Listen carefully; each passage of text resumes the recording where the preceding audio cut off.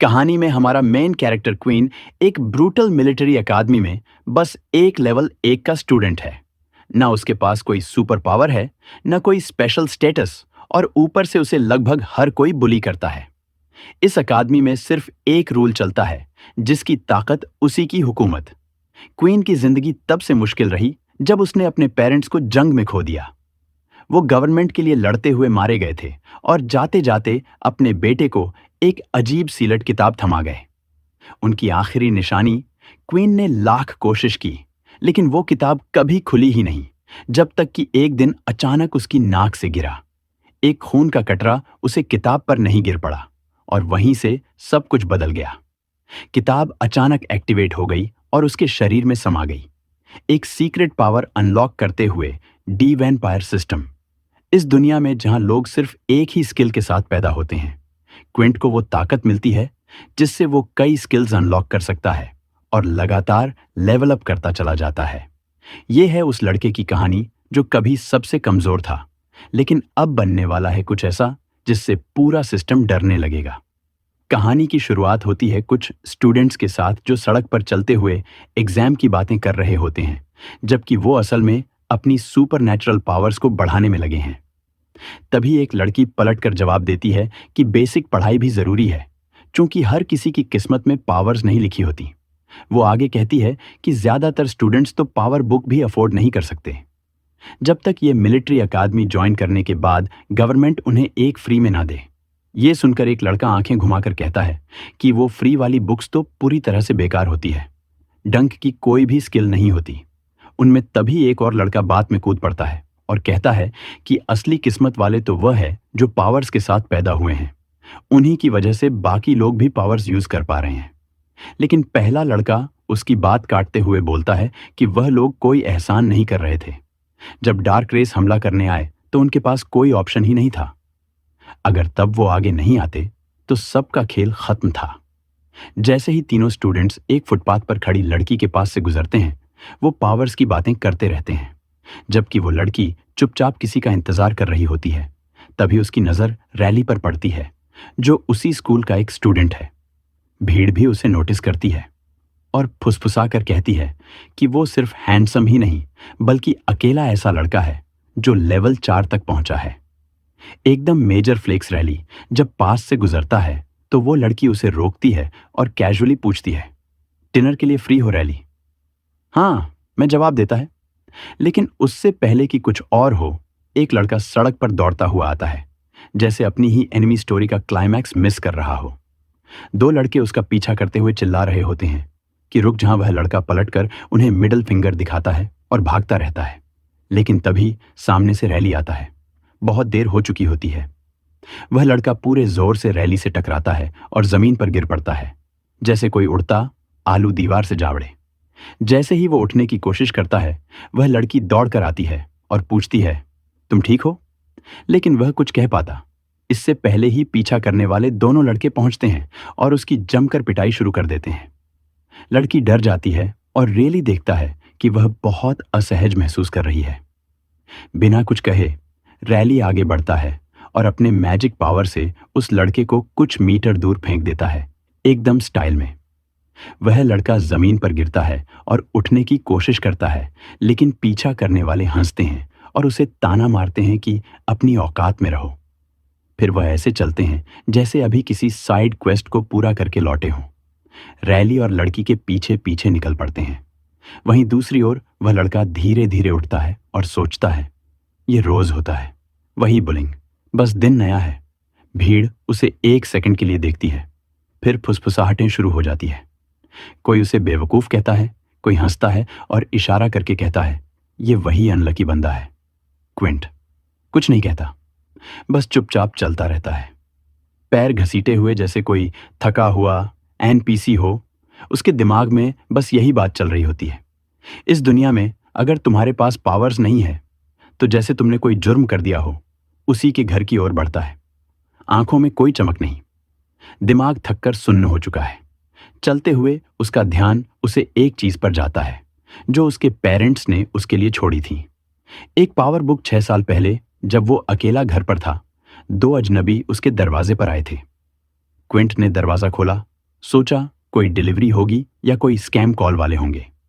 लेकिन उन लोगों ने उसे वो पावर बुक पकड़ा दी और एक ऐसा सच बताया जिससे उसकी जिंदगी बदल गई। उसके मम्मी पापा डार्क वॉर में लड़ते हुए मारे गए थे। अब अपने कमरे में खड़ा वह उस बुक को ऐसे घूर रहा होता है जैसे वह बुक उसे गाली दे रही हो। यही एक चीज बची है उसके पास और वह इसे खोल भी नहीं पा रहा। एक बार फिर वह कोशिश करता है, लेकिन कुछ नहीं होता। वह गहरी सांस छोड़ता है और सोचता है कि शायद उसे वही गवर्नमेंट वाला स्टार्ट पैक लेना पड़ेगा जो एकेडमी देती है। तभी उसकी नाक से खून टपकने लगता है।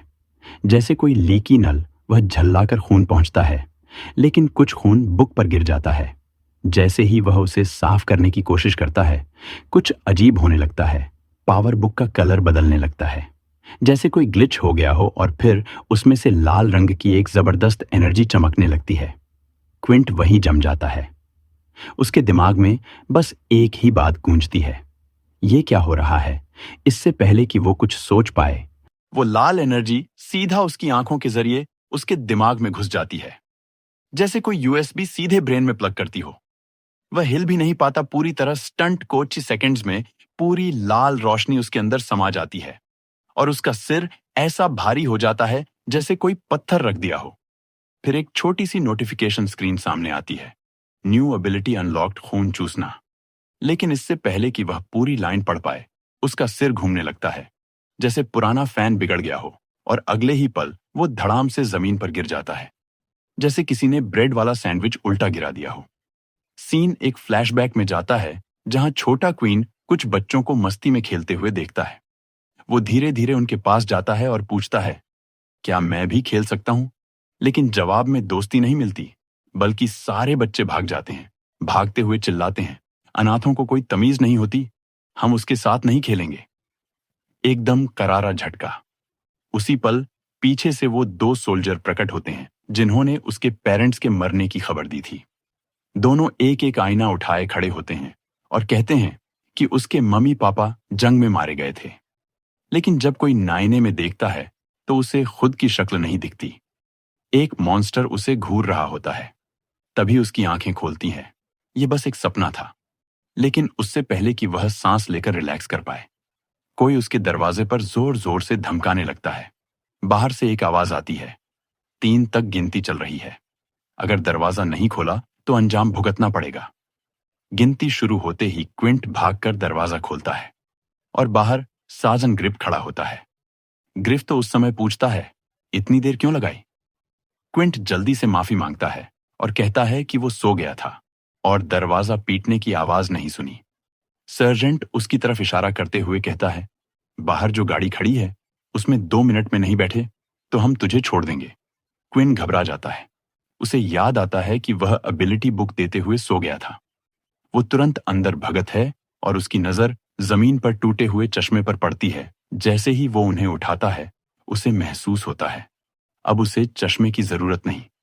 वो बिना चश्मे के भी सब कुछ साफ देख पा रहा है।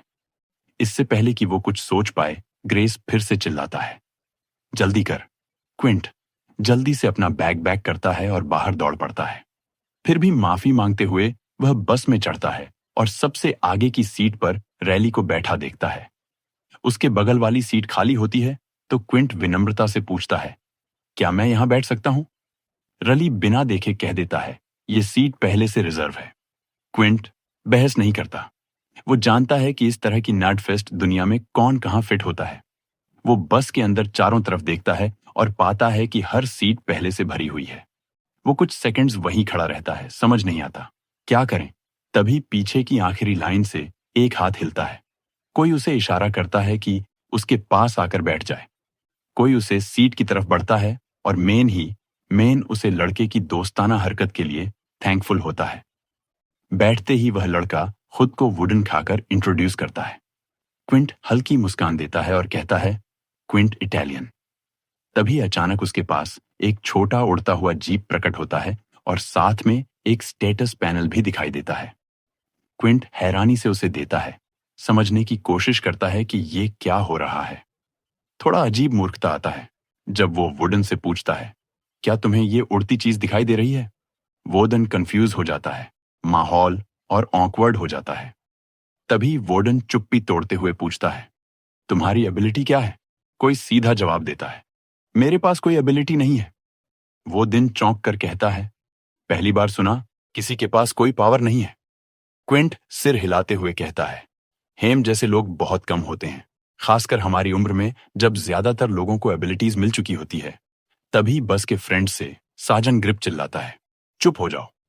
पीछे से आवाज आ रही है। क्वीन और वार्डन तुरंत चुप हो जाते हैं। क्वीन फिर से अपना ध्यान उस फ्लोटिंग क्रीचर और स्टेटस पैनल पर लगाता है।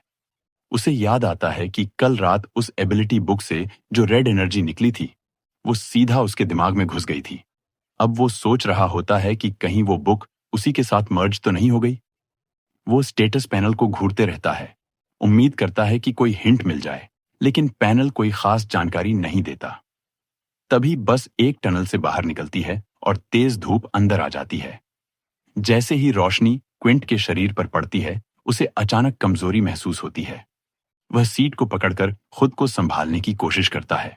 उसकी सांसें तेज हो जाती हैं और तभी स्टेटस पैनल पर एक वार्निंग फ्लैश होती है। Warning, direct sunlight detected, queen stars dropped by 50%। Quint ने जैसे ही देखा कि धूप सीधे उस पर पड़ रही है, वह एकदम शॉक में जम गया। उसे समझ आ गया कि सूरज की रोशनी उसके लिए जानलेवा है। बिना देर किए उसने बस की पर्दे खींचे और खिड़की से आती रोशनी को रोकने की कोशिश की। उसके मन में ख्याल आया, क्या अब यही उसकी नई जिंदगी है? सूरज की किरणों से ऐसे बचते फिरना जिसे किसी जासूसी फिल्म की लेजर ट्रैप से भाग रहा हो। उसी वक्त उसके सामने स्टेटस पैनल उभरता है, जिसमें एक नई नोटिफिकेशन आती है। अब जब वो डायरेक्शन लाइट में नहीं है, तो उसकी हेल्थ रिकवर होनी शुरू हो गई है।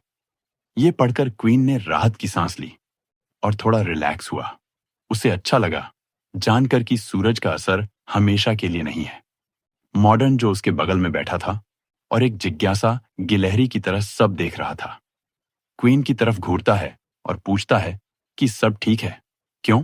क्योंकि क्वीन का चेहरा किसी ऐसे कॉलेज स्टूडेंट जैसा लग रहा था जिसने पूरी रात जाकर एग्जाम की तैयारी की हो।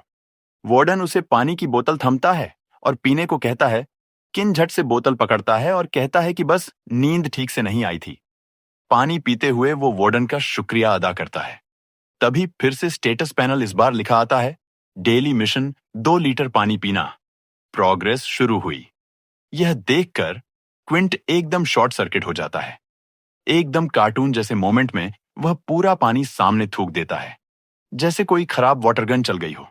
जो बेचारा स्टूडेंट उसके सामने बैठा था, उसे अचानक बालों की फ्री शावर मिल जाती है। वह चिल्लाता है, शायद सोचता है कि बस में बारिश हो रही है। सार्जेंट चिल्लाहट सुनते ही आप इसे बाहर हो जाता है। वह भीगे हुए स्टूडेंट पर चिल्लाने लगता है और उसे सामने बुला लेता है। बेचारा स्टूडेंट पीछे की ओर इशारा करता है, जैसे कोर्ट में किसी पर इल्जाम लगा रहा हो। और क्विन, वह बिल्कुल शांत गहरी सोच में डूबा हुआ बस की सीट को ऐसे देख रहा था जैसे उसने कभी पानी की बोतल ही ना हो। इस बीच स्टेटस पैनल शांत हवा में तैरता रहता है और कोई सोच में पड़ जाता है। ये सब नॉर्मल नहीं है। बाकी सबकी पावर्स किसी खास स्किल पर फोकस होती है। कोई बुक पढ़ता है और तुरंत ताकत मिल जाती है, लेकिन क्विंट के केस में उसकी पावर्स के साथ मेन्यू मिशन और पॉपअप्स आते हैं। ये सब किसी असली जिंदगी से ज्यादा वीडियो गेम जैसा लगता है, जैसे पैच नोट्स पढ़ रहा हो। हाँ, अब उसकी नजरें तेज हो गई हैं, लेकिन इसके अलावा उसे कुछ नहीं पता कि उसकी असली एबिलिटी क्या है। जैसे किसी मिस्ट्री लूट बॉक्स को खोलकर एलियन लैंग्वेज में इंस्ट्रक्शन मिल गए हों। वो वार्डन से पूछने ही वाला होता है कि उसे ये सब कितना अजीब लग रहा है, लेकिन जैसे ही उसकी तरफ देखता है, पाता है कि वार्डन तो पहले ही खर्राटे मार रहा है। क्विंट पर बस के आगे की तरफ देखता है और उसे कुछ अजीब सा लगता है। सारे लोग बेहोश पड़े हैं, जैसे सबने पार्टी की हो और वही क्रैश कर गए हों। वह सिर्फ हो जाता है, सोचता है कि आखिर कब सोने का टाइम अनाउंस हुआ था। तभी एक अजीब सी बदबू उसकी नाक में जाती है, जैसे जिम के सड़े हुए मोजे और केमिकल्स का मिक्स। उसी वक्त स्टेटस पैनल फिर उभरता है। हवा में कंटेमिनेंट गैस पाई गई है। वो कुछ रिएक्ट कर पता, इससे पहले ही एक सोल्जर गलियारे में ऐसे चलता है जैसे वो उसे बस का मलिक हो, और देर न करते हुए कपड़ा निकलता है जो उसी गैस में भीगा हुआ होता है और उसे क्विंट के मुंह पर रख देता है। बिना किसी परमिशन के जैसे बच्चे को सुला रहा हो। क्विंट पूरी ताकत से खुद को बचाने की कोशिश करता है, लेकिन स्टेटस पैनल शांत अंदाज में कहता है। कुछ ही सेकंड में उसकी आंखें बंद हो जाती हैं और सब काला हो जाता है। कई घंटे बाद क्विंट की आंखें अचानक खुलती हैं। वार्डन उसके पास खड़ा होता है, ऐसे मुस्कुरा रहा होता है जैसे किसी स्पा से उठकर आया हो। क्विंट इधर उधर देखता है और समझ जाता है कि अब वह बस में नहीं है। अब वह एक शानदार हॉल में है, जहां 4 और स्टूडेंट्स भी हैं। वह वार्डन से पूछता है कि हम कहाँ हैं, और औरंग कंधे उसकाकर कहता है कि शायद यह मिलिट्री एकेडमी है। हालांकि उसकी बात में भरोसा उतना ही है जितना किसी गिलहरी के स्टॉक मार्केट प्रेडिक्शन में। वह इन फिर चारों तरफ देखता है। उसके अलावा वहां 2 लड़कियां, एलिन और लेला, और एक लड़का पीटर मौजूद है। तभी हॉल के दरवाजे एकदम मूवी की तरह चरमराकर खुलते हैं और एक आदमी और एक औरत अंदर आते हैं। वह औरत जैन एक स्कूल टीचर जैसी प्रोफेशनल ड्रेस में होती है, लेकिन उसकी चाल में बॉस वाली एनर्जी साफ दिखती है। वो सीधा स्टूडेंट्स की तरफ बढ़ती है। वहीं वो आदमी सबसे कहता है कि घबराओ मत, ये बस एक एंट्री लेवल टेस्ट है, एकेडमी ज्वाइन करने से पहले। वह सबको कहता है कि वहीं खड़े रहो, तब तक कुछ मत करो जब तक नाम नहीं पुकारा जाता। कुछ सेकंड बाद वह आदमी आवाज लगाता है, पीटर छक। उनको थोड़ा हैरान होता है कि यह टेस्ट अचानक ऐसे कैसे शुरू हो गए, जैसे कोई पॉप क्विज हो। पीटर घबराते हुए आगे बढ़ता है। जैन बाकी सबको शांत रहने को कहती है और पीटर से उसका एबिलिटी पूछती है। पीटर कुछ पल चुप रहता है, फिर कहता है कि उसके पास अभी कोई पावर्स नहीं है। बाकी स्टूडेंट्स ऐसे देखते हैं जैसे उसने कोई बम गिरा दिया हो। सबके चेहरे पर शौक, लेकिन कोई शांत रहता है। उसे अब महसूस होता है कि वो अकेला नहीं है। इस नो सुपर पावर पार्टी में जैन आराम से पीटर को कहती है कि कोई बात नहीं। उसके पास खड़ा आदमी एक रहस्यमयी किताब खोलता है, जो अचानक चमकने और गूंजने लगती है, जैसे कोई हाई लेवल लूट ड्रॉप हो। जैन फिर पीटर को इशारा करती है, समझाते हुए कि वह इस बुक की मदद से सुपर नेचुरल पावर ले सकता है। पीटर आगे बढ़ता है, किताब को ऐसे देखता है जैसे सोने की ईंट हो। वह पूछता है, यह सच में फ्री है? मुझे इससे पावर्स मिलेंगी? जैन मुस्कुराकर कहती है, हाँ, और अब तुम्हें लेवल 1 में रखा जाएगा। वह उसे कहती है कि खाली वक्त में इस बुक को पढ़ो और जब तैयार हो जाओ टेस्ट के लिए वापस आ जाना। ट्विटर का चेहरा ऐसे चमकने लगता है जैसे किसी ने उसे PS5 गिफ्ट कर दिया हो। थैंक्स कहता है और अचानक एक डिजिटल रिस्ट बैंड उसकी कलाई पर उभरता है, स्लिक और बिल्कुल साई-फाई स्टाइल में। फिर धीरे धीरे बाकी सबके हाथों में भी ऐसे ही बैंड्स आ जाते हैं। कोई अपने बंद को ऐसे देखता है जैसे वो किसी सीरियल बॉक्स से निकला हो। पास में बैठी लेना उसे देकर मुस्कुराती है और कहती है, नॉर्मल है। वो बताती है कि इसमें उनका सारा डेटा स्टोर होता है और ये जिंदगी को आसान बनाता है। मतलब मिलिट्री स्टाइल स्मार्ट वॉच, जिसमें प्राइवेसी का नामो निशान नहीं। तभी जैन कहती है, 85 टैलेंट। क्विन बिल्कुल शांत भाव से आगे बढ़ता है। जैन उससे पूछती है, क्या तुम्हारे पास कोई एबिलिटी है? किन साफ साफ जवाब देता है, नहीं, जैसे पीटर। कोई डर नहीं, कोई ड्रामा नहीं, बस सच्चाई। जैन भी वही सांत्वना देती है और उसके पास खड़ा आदमी फिर से वह चमकती किताब एक्टिवेट करता है जैसे कोई देवता बुलाने वाला हो।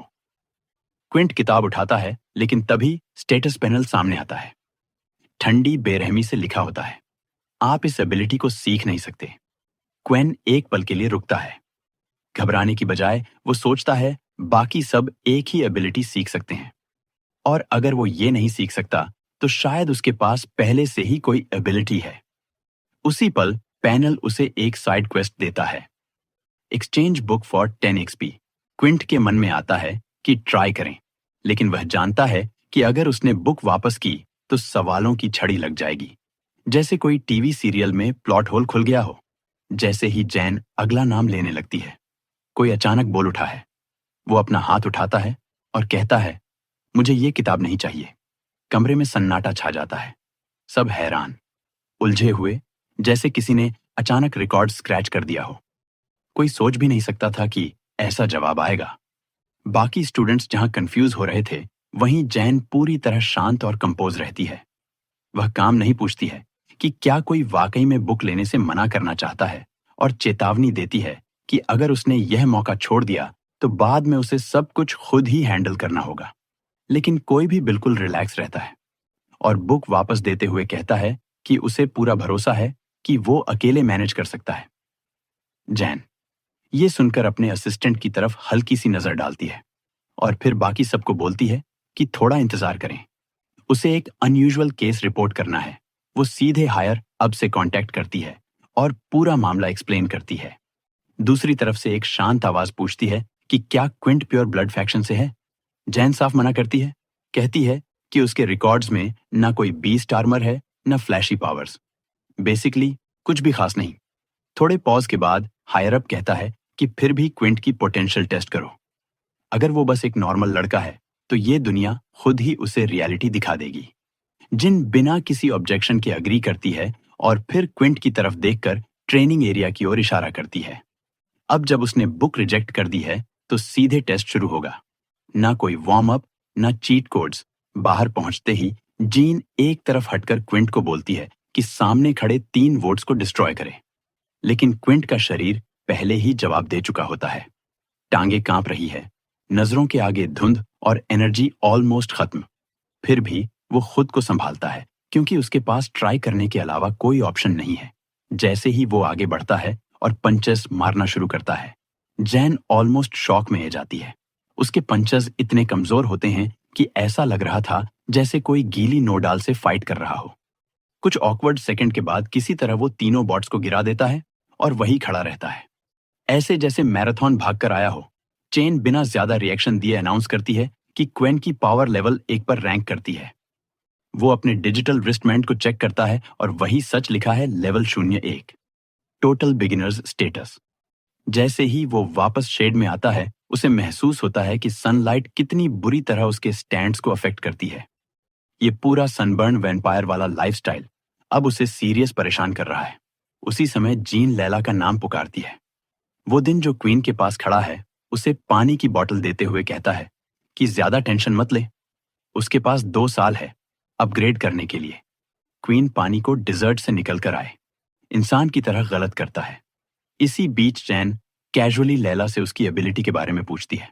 लैला बताती है कि उसकी एक साइकिक एबिलिटी है। यह सुनकर वुडन थोड़ा सरप्राइज हो जाता है, कहता है कि उसे लगा था लैला प्योर ब्लड है।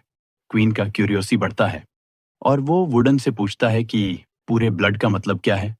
वुडन एक्सप्लेन करता है कि पूरे ब्लड्स वो लोग होते हैं जो सुपर नेचुरल पावर्स को स्ट्रैंगली अपोज करते हैं। उनके हिसाब से ये फ्लैशी पावर्स और उन पर दुनिया की ऑब्सेशन एक खराब सोच है। वुडन आगे कहता है कि प्योर ब्लड्स अपना फोकस बॉडी ट्रेनिंग और बेस्ट आर्मर वेपन्स पर रखते हैं ताकि दाल की रेस से फाइट कर सके बिना किसी फैंसी पावर के। यह सुनकर क्विन लीला की तरफ देखता है और समझ जाता है कि शायद उसकी बीस्ट बोन, बो और एरो को देखकर ही वोडेन ने उसे प्योर ब्लड समझा था। टेस्ट खत्म होने पर जैन अनाउंस करती है कि लैला एक लेवल 2 एबिलिटी यूजर है। लैला थोड़ा शॉक्ड होती है और कहती है कि उसे स्कूल में लेवल 3 मार्क किया गया था। जैन बिल्कुल काम रहती है और एक्सप्लेन करती है कि हाँ, उसकी archery skills JX fox level की है, लेकिन उसका एक टारगेट सिर्फ स्ट्रेंथ लेवल 8 से तोड़ा गया था, इसीलिए अभी उसे लेवल 2 ही मिलेगा। लैला थोड़ी नाराज लगती है, लेकिन जैन अगला नाम पुकारती है, एलिन। जैसे ही एलिन आगे बढ़ती है, वह डेन उसकी शोल्डर टॉप करता है और मजाक में कहता है कि लकी है जो उसे आखिर में टेस्ट देना है। लेकिन आइलिन बिल्कुल भी मजाक के मूड में नहीं होती। वो गुस्से में वोदान को कहती है कि अपना हाथ दूर रखो। वोदान कुछ कह पता, इससे पहले ही आइलिन अपनी आइज एबिलिटी से उसका हाथ फ्रिज कर देती है और चेतावनी देती है कि अगली बार सिर्फ ठंडी हथेली लेकर नहीं जाएगा। आइलिन जैसे ही टेस्ट पोजीशन पर पहुंचती है और शुरू करती है, सबके मुंह खुले के खुले रह जाते हैं। जैन जेन्युइनली इंप्रेस होती है। अब वो समझ चुकी है कि आइलिन सिर्फ स्ट्रांग नहीं है, बल्कि एक टोटल बॉस है। आइलिन टेस्ट को रिकॉर्ड टाइम में कंप्लीट करती है और जैन अनाउंस करती है कि वो